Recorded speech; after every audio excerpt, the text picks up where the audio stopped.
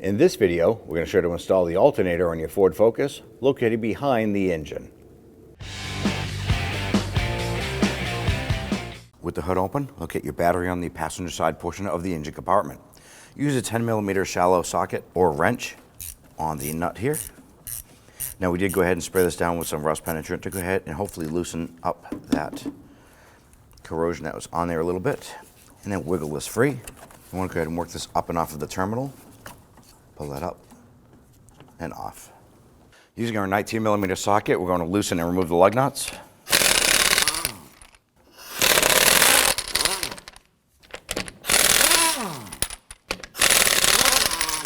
Remove it and set it aside. Now with the wheel removed and the vehicle raised and supported, I want to go ahead and remove this side splash shield here. There's going to be two 10mm bolts. There's one right here. And then right on the other side of the fender line, there's going to be one up inside here. So we're going to use our extension, our 10mm socket, and remove these here.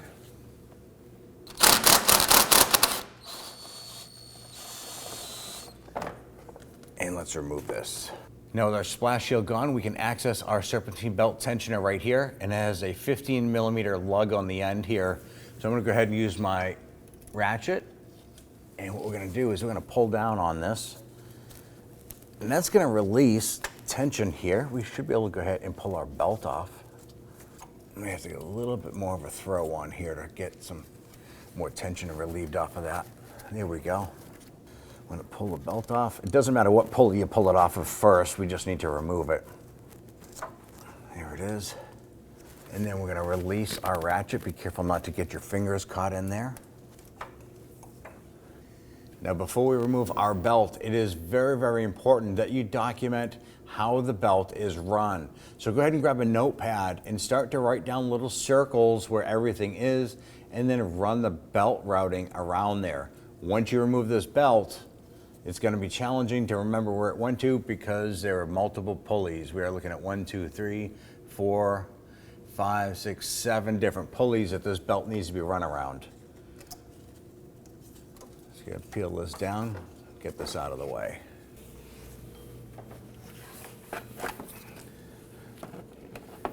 I'm going to go ahead and remove this heat shield on the passenger side of the firewall. I'm going to use our trim tool.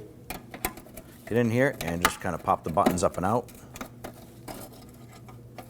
We're going to be reusing those, so set those aside. There's one here and one on the other side.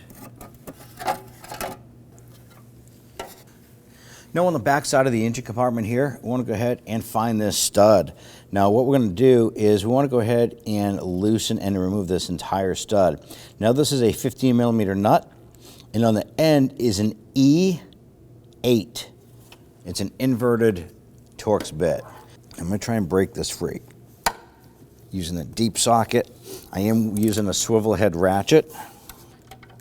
Now that we've broken it free, now if you want to, you can use that socket and that ratchet to go ahead and loosen the entire thing.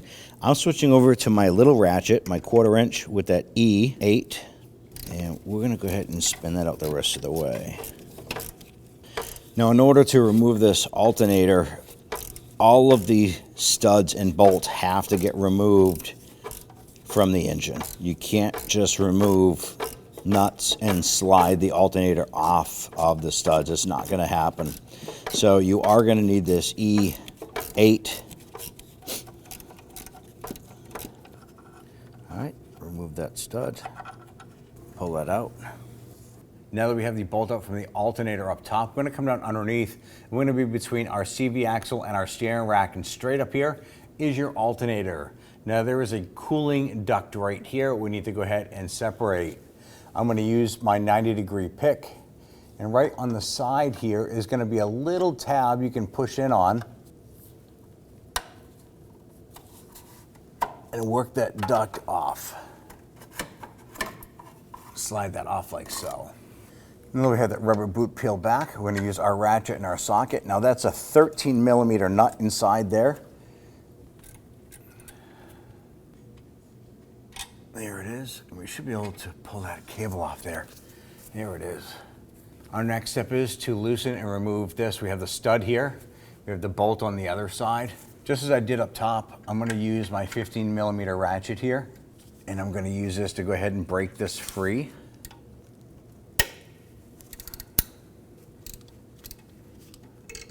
Now we're going to switch over to our E8 Torx bit. I need to see if we can loosen this stud here. There it is. Before I remove this completely, I'm going to go ahead and break the other bolt free. Now that is a 13 millimeter. I'm going to use my shallow socket on here. And let's break that one free. Now when you remove these two bolts completely, that alternator is going to want to drop down. So you want to be prepared for that. You can see we already got some alternator movement there. I have that stud out pretty far on the other side there. I'm just going to support that alternator with one hand while I loosen that stud the rest of the way.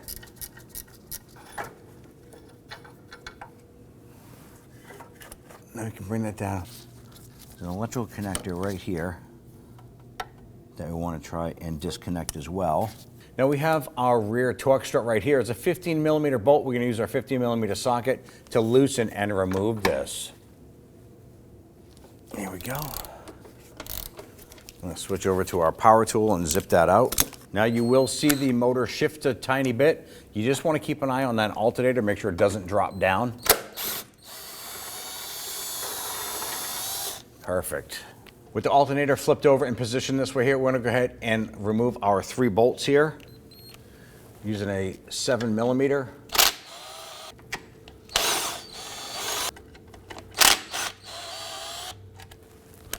Save that hardware, we're going to be using it later on. Now that we have our 3 bolts out, let's go ahead and slide this plastic cover off here. Now next thing we want to do is we're going to use a pry bar and we're going to go up between the mount here and our steering rack.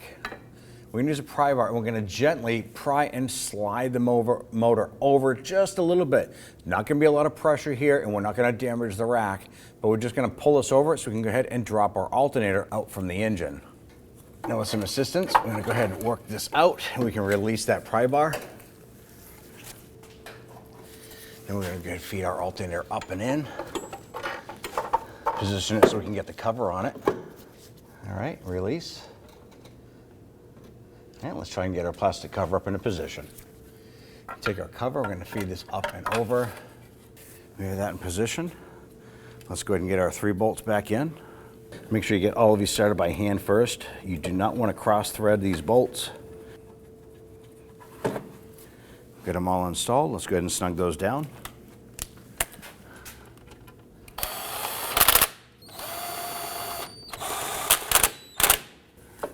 Now we can go ahead and rotate this up and around. And we have our electrical connector here that we had popped off earlier. Gonna line that up, push that on. You're gonna hear it and feel it engage.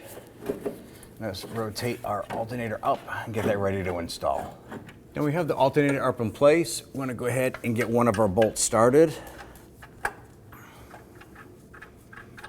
And once you get one of those bolts started, you should be able to let it go. It might pivot out of the way a little bit, but it'll hold it up in place. Go ahead and take the other stud here, line that up. And we'll get that started. All right, we have these 2 bottom bolts in. Before we get too far, we're now gonna go ahead and bolt the Torx strut back into place into the cradle. Now right here, our Torx strut is kind of resting on our cradle. I'm just gonna go ahead and give this a tap, watch your fingers. Now we're gonna grab our bolt and we should be able to just kind of push that motor over. All right, let's go ahead and tighten that down. We're going to torque down our vertical bolt here on the Torx strut to 52 foot-pounds. Now before we tighten down our bolts here, I do want to get the 3rd and upper bolt in before we tighten and torque. That way we can get all of them in and then we'll start to snug them down. But while we're down here, let's go ahead and get our power wire hooked up. I'm going to peel back that rubber boot. I need to get that onto that stud there. And then I'm going to go ahead and get the nut started on here and try to spin that on as far as I can by hand. And then we'll get our ratchet up in there. We do want to make sure that's pretty snug. Okay, that's tight. So let's go ahead and slide our rubber boot over and push that on. Now that we have the cable installed, we're now going to install our ductwork here.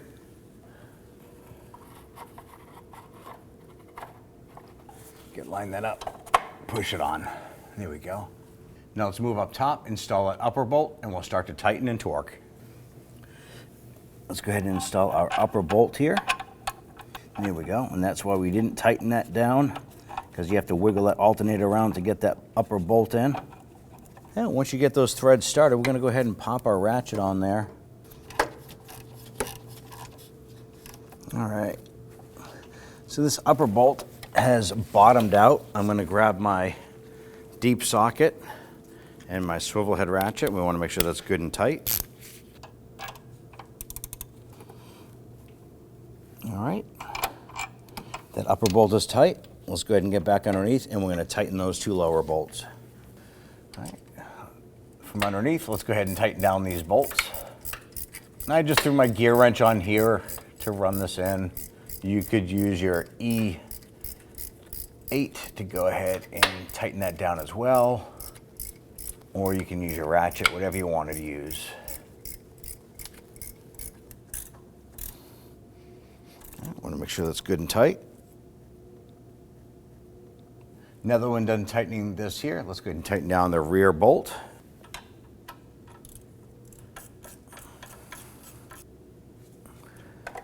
Now at this point here, we're installing our belt. Follow the guide that we have on the screen. You can also follow along with the document that you had drawn out earlier. I'm going to feed our belt up. I'm using a pry bar. I'm feeding this up to the top, and I want to get it on top of my power steering pump pulley. Let's see if I can snake that on there.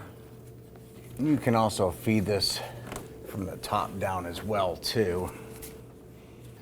I'm going to run this up around our alternator up in the back there. Now we have a wrench on the inside of our tensioner here. We want to go ahead and pull this down. Now that we have our tensioner pulled down, go ahead and line up your belt. Work that up and onto the pulley.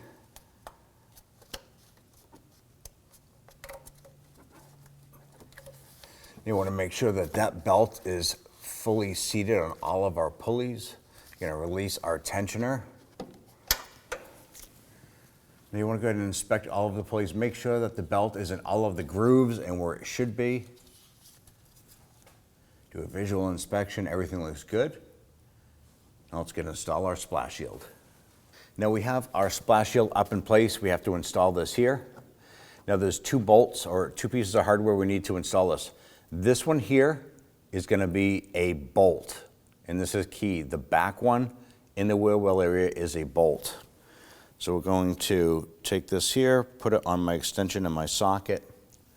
I'm going to feed that up into place and get that started.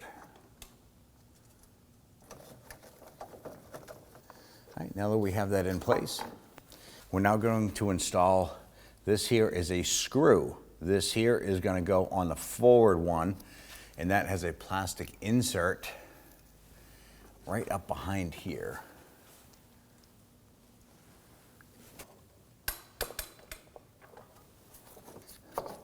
All right, now that we have them both started, I want to go ahead and snug them down.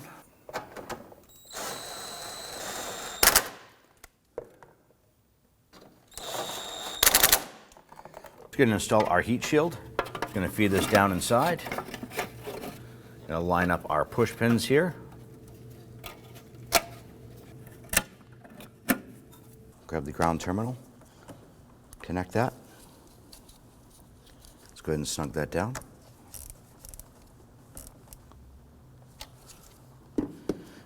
Give it a whirl and make sure it's nice and tight. Now at this point here, we're going to install our right front wheel. Grab the wheel. Good, line up the wheel studs. Let's go ahead and install the lug nuts. Ideally, you want to get all these started by hand first. Then we'll go ahead and snug them down. When tightening these down, you want to go ahead and do it in a crisscross pattern.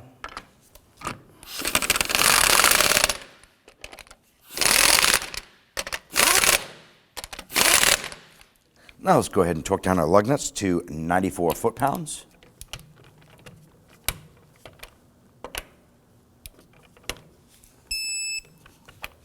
Prefer to do this in a crisscross pattern.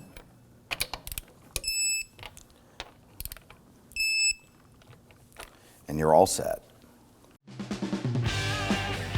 When only the best will do, demand TRQ. The only company that lets you view before you do. TRQ is committed to offering the highest quality aftermarket auto parts that are engineered for peace of mind. Thanks for using and viewing with TRQ.